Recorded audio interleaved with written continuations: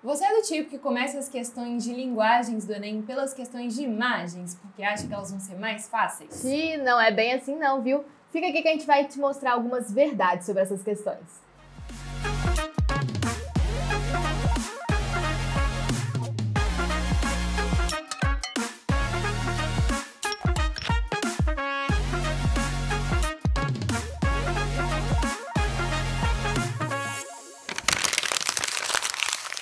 Olá, eu sou a Bela. E eu sou a Belão. E a gente está aqui para te mostrar por que as questões de imagem no Enem não necessariamente são as mais fáceis. Na verdade, existe uma tendência, inclusive, de elas serem as mais difíceis da prova. Vem cá ver uma questão do Enem 2023 que pegou muita gente que achou aí que a imagem, um quadro vai ser bem facinha, mas não foi bem assim não. Pois é, essa imagem que vai aparecer agora para vocês aí na tela é uma imagem, é uma arte do Lazar Segal, que é um pintor lituano que morou no Brasil durante muitos anos. E essa imagem, gente, deu pano pra manga pra galera lá no Enem. Então a gente vai resolver uma questão que contém essa imagem como sendo central. Bora lá, Belão? Bora. Pra gente interpretar uma imagem, é necessário que a gente avalie quais são os elementos centrais dessa imagem. E nesse caso aqui, nessa pintura do Lazar Segal, o que a gente consegue perceber são alguns elementos das vanguardas europeias, né?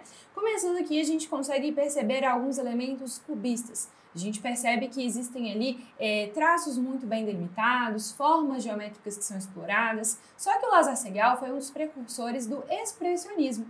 E como que a gente consegue enxergar o expressionismo aqui? Vou fazer uma breve mímica aqui, não é para vocês rirem de mim, tá? Mas vocês lembram de um quadro, gente, que é assim, ó.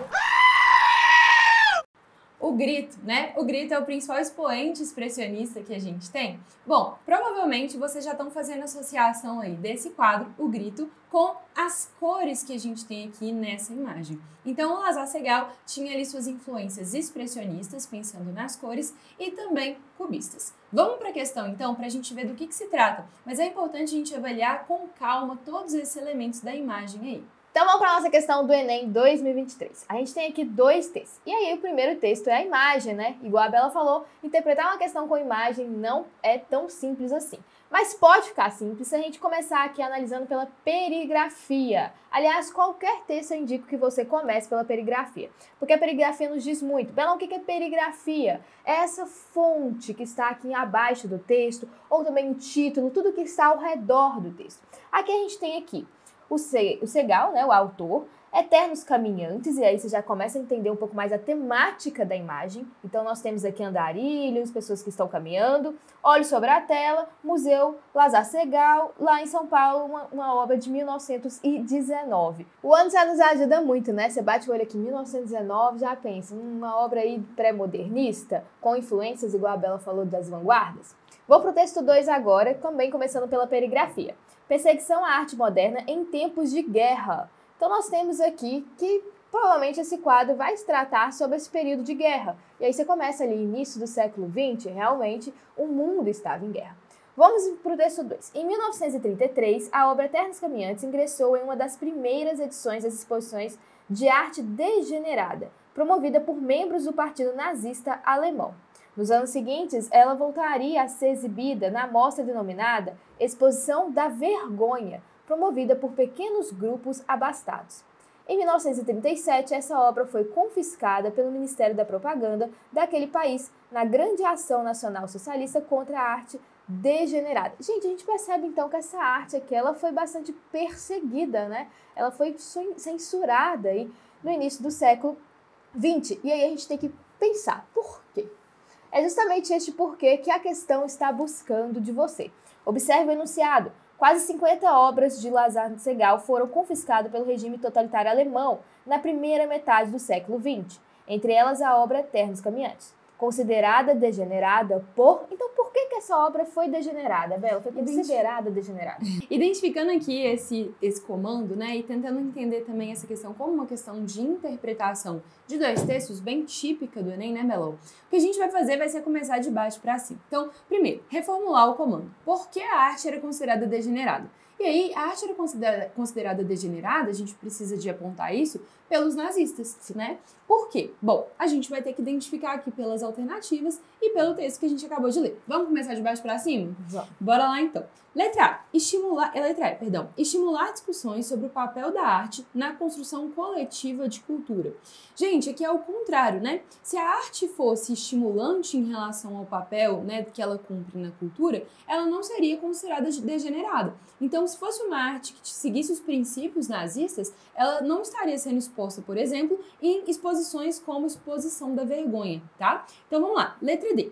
Apresentar uma composição que antecipa o imaginário artístico germânico.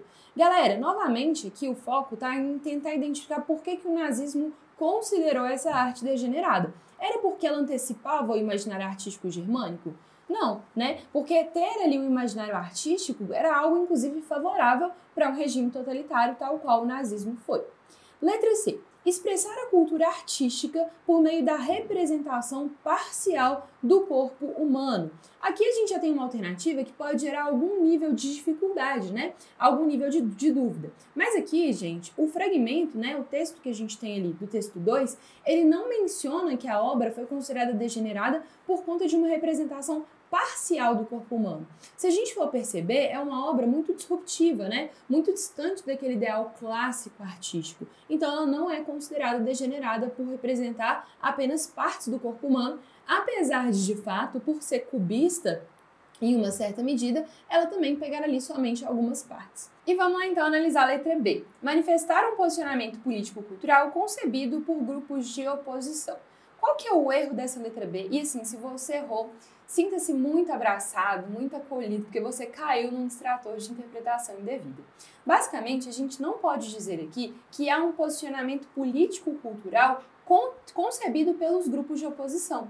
Nesse caso, a imagem, ela tem ali ideários que são contrários àquilo que o grupo nazista acredita, né? Tanto é que eles colocam em exposições de vergonha. No entanto, a gente não pode dizer que ela está alinhada aos grupos de oposição, tudo bem? Então, muito cuidado com esse tipo de alternativa. Resumindo então, como que a gente vai analisar essas questões de imagens lá no Enem? Você vai analisar a obra em relação à sua composição, pensando aí no traçado, no material utilizado, nas cores, em como que foi feita ali, por exemplo, aquela pintura. Além disso, também vai analisar a temática, que está muito associada ao contexto de produção das obras. Quem é o autor, em que ano que foi produzido, qual é o público-alvo destinado àquela obra. E para finalizar, claro, a gente tem aí nossa perigrafia que vai dar nuances a respeito desses outros tópicos que eu comentei com vocês, porque a perigrafia nos diz muito, gente. Imagina aqui em relação ao título dessa obra, tanto que relacionado ao texto explicativo a respeito dela, tanto que esse título nos ajuda a interpretar. E eu espero que você vá para o Enem com essa consciência de que questões de imagens não necessariamente são as mais fáceis. Na verdade, por muitas vezes elas serem questões que estão envolvendo alguma manifestação artística, são questões mais complicadinhas, né, Belão? Então é importante que vocês tenham isso em mente e mandem super bem no próximo Enem. Não se esqueçam que toda quinta-feira a gente tem vídeo novo aqui no canal, então já ativa o sininho para você não perder o próximo vídeo. A gente vai ficando por aqui, um beijo e até o próximo. Tchau, tchau!